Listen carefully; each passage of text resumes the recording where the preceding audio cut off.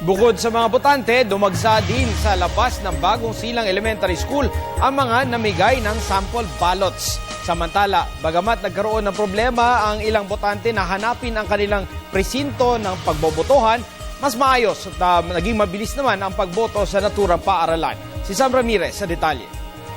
Imbis na sasakyan, puro tao, mga kapirasong papel at mga tindero-tindera ang makikita sa kalsada. Nagkalat din ang mga taong namimigay ng mga flyers at sample ballots sa labas ng Bagong Silang Elementary School sa Caloocan City. Ganyan ang sitwasyon sa Barangay 176. May mahigit sa 80,000 registered voters ang barangay na may pinakamaraming botante sa Pilipinas. Reklamo ng ilang mga botante at poll watchers gaya ni Amelia Palcovit at Father Ruel Belbesito ng PPCRV Santo Niño Parish. Di mahanap ng mga botante ang kanilang mga pangalan sa master list ng COMELEC.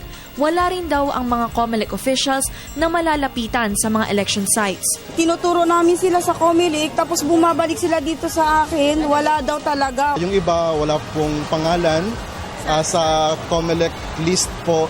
So hindi po nag-a-appear kanilang pangalan. So, pinapapunta na lang po namin sila sa COMELEC. Pinuntahan ng PTV News Team ang tanggapan ng COMELEC Caloocan, ngunit hindi sila humarap sa kamera dahil sa dami ng tinutuganan nilang tawag.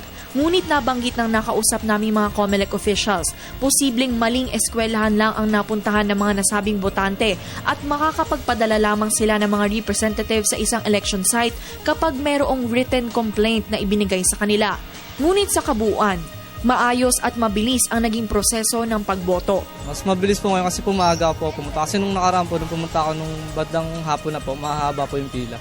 Hindi naman siya katulad nung national election. Napakatagal, ang haba ng pila, mainit.